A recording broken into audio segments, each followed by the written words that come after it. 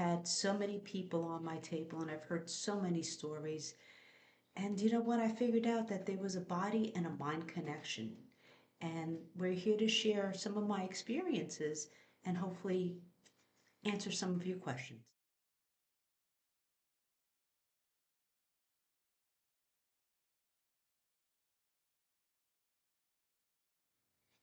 Hi, welcome everybody to Human Chit Chat. Hi, how are you? We are here because we want to help. Between the two of us, we have a lot of experience, especially Sue. Tell the people. Well, I'll tell you what, my name is Sue Zapata, and I'm a physical therapist. I was trained in New York City, and I've been doing this for 40 years. And in those 40 years, I've treated strokes and amputees, spinal cords, low back pain, total knees, total hips, everything. The whole gamut. And I've had so many people on my table, and I've heard so many stories. And you know what? I figured out that there was a body and a mind connection. And we're here to share some of my experiences and hopefully answer some of your questions. And my name's Brianna. I'm a lifelong human and have experience that way. Actually, I'm one of Sue's patients. When I broke my shoulder, she worked a ton on me. And it's amazing how much our emotions come into play with the physical body and what we think and how that affects our physical body. Absolutely.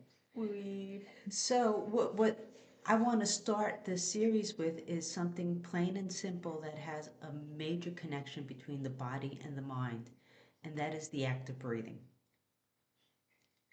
And believe it or not, most of us don't do it right. And it's a shame because it's something that comes natural.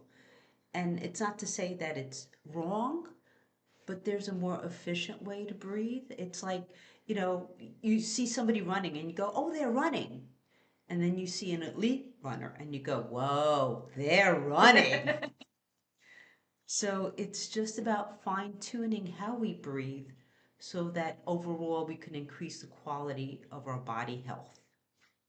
that is something ever since we started talking about doing this topic, which was like a month ago or so. I've noticed myself constantly reaffirming like the deep breathing, this deep diaphragm breathing that we're going to talk about. It is really hard to remember. All right, so tell us first why like what's the dynamics here? Well, I'm going to tell you why we don't breathe with our diaphragm the way we should. The problem is that I think all of us, when we're babies actually, if you ever watch a baby breathe, he breathes with his belly. But if you ever watch normal people breathe, we don't do that for the most part. Everybody's like, "Shh, suck it in. I gotta look fit." And then what also happens is that life is stressful, unfortunately. And then doing so, you stop breathing through your belly and you start breathing here in your chest. Okay? And then unfortunately, what also happens is that you start using neck muscles, and your shoulder muscles, and you end up like this. Yeah. And we all know that stress makes everything worse. And in my professional opinion, people who have chronic pain are under a lot of stress all the time. And now I don't know if it was the stress that caused the chronic pain or the chronic pain that caused the stress. Either way, there's a way to break it. Break the stress, break the pain. I mean, isn't that what it's all about? Again, quality of life. And there are studies that show how breathing through your belly can help increase circulation, not just to the muscles themselves, but to your brain. Okay? I mean, because when we're under stress, basically what happens is that you're into this emotion, this anxiety, right? Right. And it goes into this part of your brain that's all about wait until the other shoe drops. Fight or flight, fight or flight or freeze. Yeah. T-Rex is after me. Right.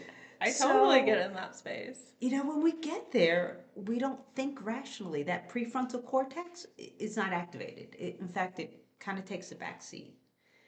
And you're activating like the adrenaline in you. You're activating the cortisol, which changes your blood chemistry. It rises your blood pressure, your heart rate. Even some studies will show that it'll increase cholesterol. Well, I mean, because you've got to run, right? Or you've got Right? to fight. Like, so your body's like amping up Right? to do that. Yeah, And okay. that's crazy. That's crazy because you've activated this system Mm-hmm. that is so concerned not about healing, but about protection and survival. Right, right. And it's funny because, yeah, 1,000 years ago, it was about the T Rex. But now it's about, oh, someone cut me off. Oh, I gotta pay my bills. Right. Oh, the environment. Oh my gosh. And you worry, and then you forget to like shut it off. And then you start breathing here. So that's like in the animal kingdom, they talk about an animal like a deer will get chased down, right? They'll get scared, they'll startle, they'll run, and then once they feel like they're safe, they literally like shake it off, right? Like, and they reset and aren't in this like fight or flight hyper vigilant episode anymore. Like, but we lost that ability as we get older. It feels like that Absolutely. were. It feels like mostly women too, but I'm sure there's lots of men Right. who do this too. But like, it feels like we're constantly thinking of all the ways the world has going to hurt us or our kids or the people around us or politics or the news or everything that's going on. And we call what nervous system is that called? Well, that is called, we have two nervous systems inside of us. One is known as the sympathetic, that's your fight or flight. And then there's another one known as the parasympathetic. That's the I'm going to chill and look at my Facebook and have a cup of tea and just relax. And in that state, there is no tension.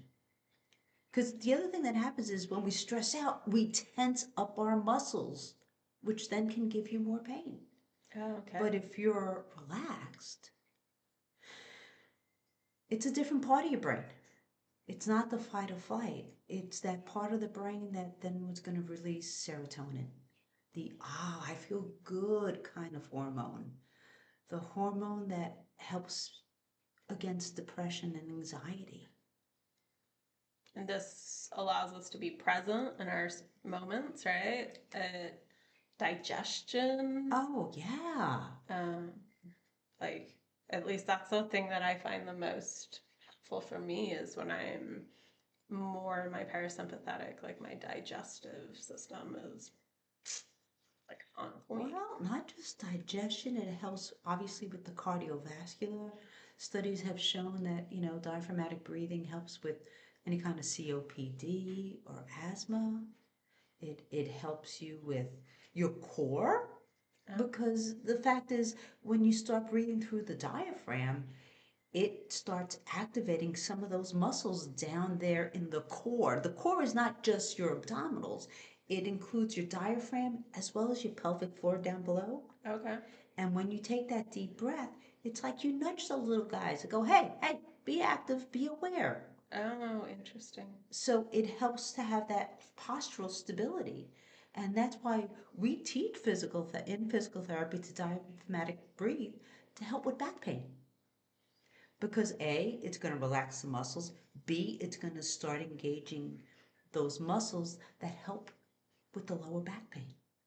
So you had said something earlier when we were talking earlier. You had said about how if you are deep breathing, you are not in your sympathetic system. Like you have to be in your parasympathetic to deep breathe. Absolutely. Um, in the middle of your spine here is where that nervous system is. And every time you take that deep breath, you're starting to engage all those muscles, massage all those muscles in your back, and then activate your parasympathetic nervous system. It's that easy. You change based on how you breathe. you can change your chemistry on the inside. God, that's fascinating because it feels like there's like so many like hacks, to get into your parasympathetic, especially if you have like adrenaline issue or adrenal issues or things like that, right? But Yeah. if really a lot of it is like, oh, just take a moment and take some deep breaths, like you're literally consciously telling your body, you are safe. Right. Everything's okay. Like you're forcing it into safety, into like this space of like, we're okay. Well, I mean, like you said, it helps you to live in the present moment because when we're under stress, we're always thinking about how am I going to do this? And you're worrying. You're not living in the moment. You're thinking about the future and the past combined. Right. All the anxiety and depression all at once. But like I said, studies show deep breathing help with depression, help with healing. They even had people who had cancer have an improved quality of life. Oh, wow. ADHD, people who have sleep apnea and they snore. A lot of them are just plain old mouth breathers, and they can't know how to breathe through their nose and use the diaphragm to just, it helps with your sleep patterns. It helps Okay. with digestion, like you said, and it's an easy drug to take. Right. And it's free. And it's free. And it's simple. And it's simple. So I really encourage everybody to learn how to take a moment, several moments throughout the day before you get anxious or just before you start your day so that it becomes a practice. Like anything else, it's a practice. Just like you practice how to breathe through your mouth and not breathe through your belly, let's practice breathing in through the nose, using the diaphragm and breathing out. And again, the other thing is it helps you with your general posture. Because I mean, most of us, we're at the desk. We're typing, we're doing, deadlines, and this then becomes your way of life. I told somebody, straighten up, and they said, I am straight. I was like, oh, okay. So again, it's a lot of it is just awareness. Most of us don't even know we're mouth breathers or not. So becoming aware of what do I do Okay. and how do I do this? It is impossible to take a deep breath and be anxious at the same time. You can't do it both at the same time.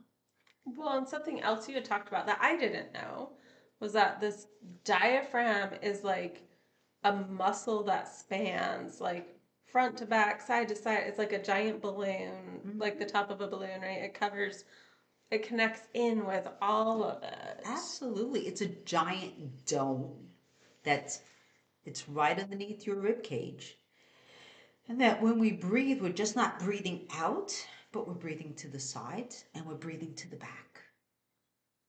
And so that's what makes it so beautiful to the rest of the digestion and everything else. That's why it puts pressure on everything and also helps, like I said, even in the back muscles. It helps to relieve the tension of those back muscles. And then you're not using your neck muscles also and having all this bad Your posture. traps. Oh, Down your yeah. back. I'll tell you, a lot of people who have neck pain, it's because they're using all the wrong muscles, and that's increasing then the neck pain that then turns into headaches, and they have chronic headaches. Makes sense. Makes sense. And I spent the entire session teaching her how to breathe. Hmm. It's easy and cheap. So you have some other stuff in here like oxytocin. Tell me about that. Oh, that's one of the good hormones. Oxytocin, when we diaphragmatically breathe and engage that part of our brain to feel good, not only do we have serotonin being released, but we also have oxytocin. And that's that hormone that actually gets released when you're having sex. That it's a hormone that invites trust and empathy. It's a hormone that makes you feel good and feel safe. Fascinating.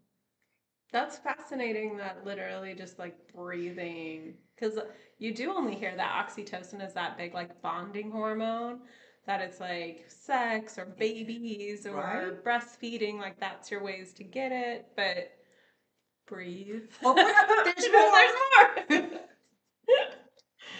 That's incredible. That's pretty Yeah. cool. So, maybe we can think about, are you breathing through your nose? Are you breathing through your mouth?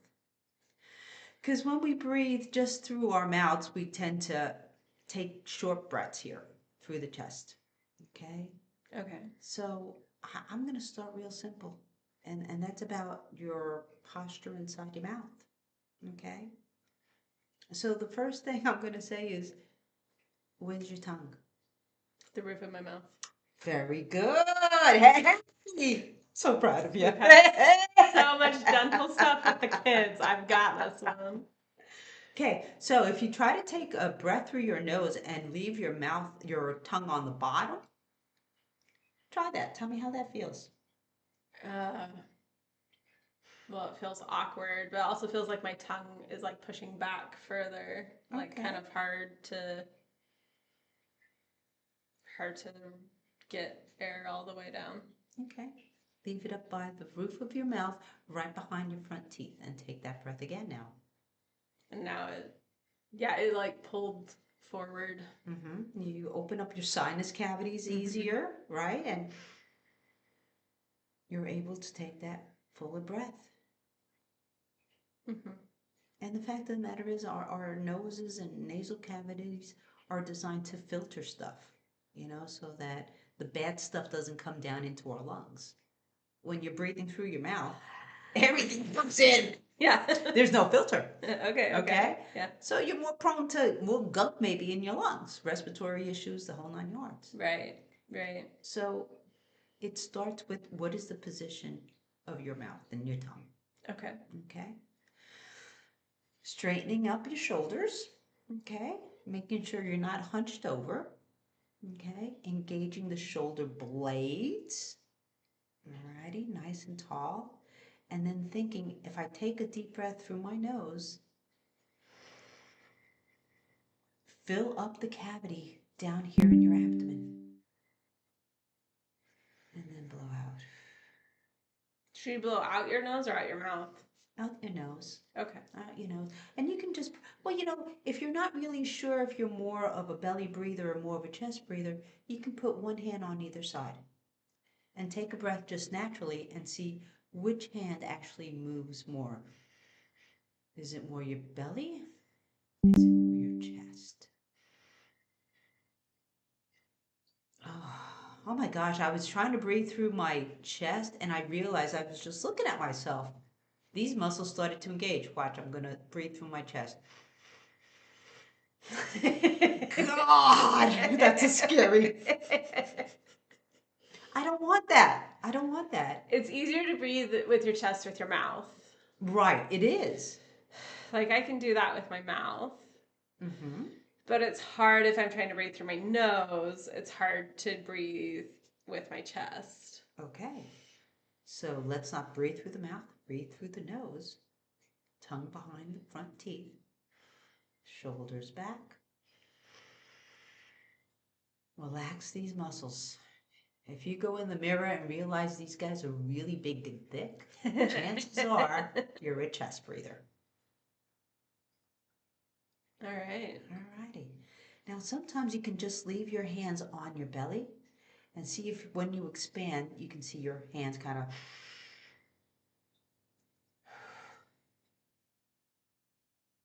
Okay.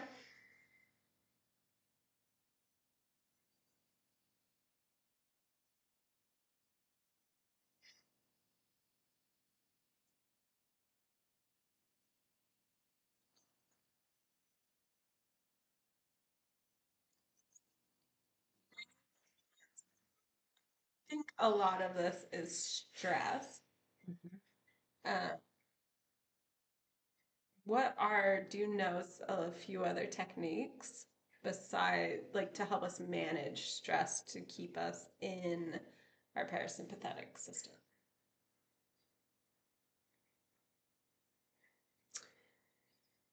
being mindful. That's the easiest thing to do because No, that's the hardest thing to do. yeah, Simplest, but but the hardest. hardest. I agree with you, and it's something that again has to be practiced.